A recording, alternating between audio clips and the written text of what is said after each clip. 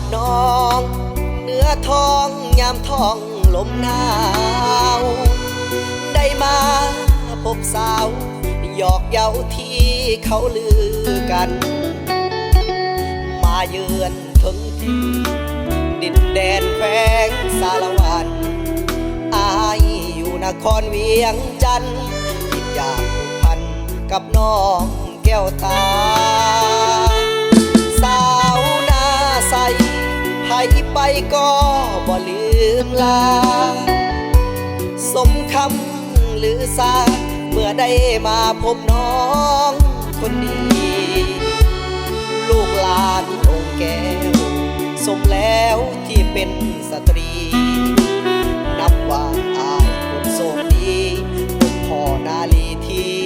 งามซึ้งใจนาใสเขตใต้แดนสารวันอยากได้จอมขวัญมาอยู่เวียงจันทร์สร้างฝันหักอายสิพาขายส่งมักพร้าวอ่อนน้ำหวานจับใจส่งคำสาลือไปไกลมักพร้าวนาใสถึกใจแท้ดีขึ้นรถเมล์จากลาน้องสาวนาใส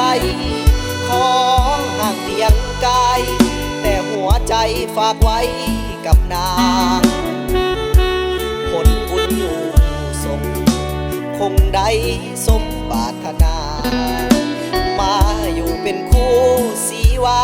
ไอ้ปรารถนาน้องสาวนาใส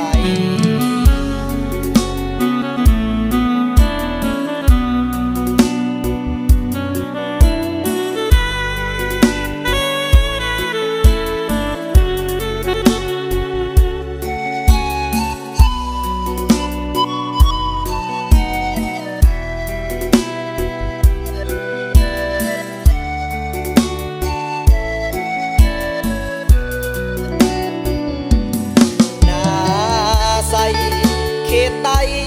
แดนสารวันอยากได้จอมขวัญมาอยู่เวียงจันทร์สร้างฝันหักอายสิพาขายส่งมักพร้าวอ่อนน้ำหวานจับใจ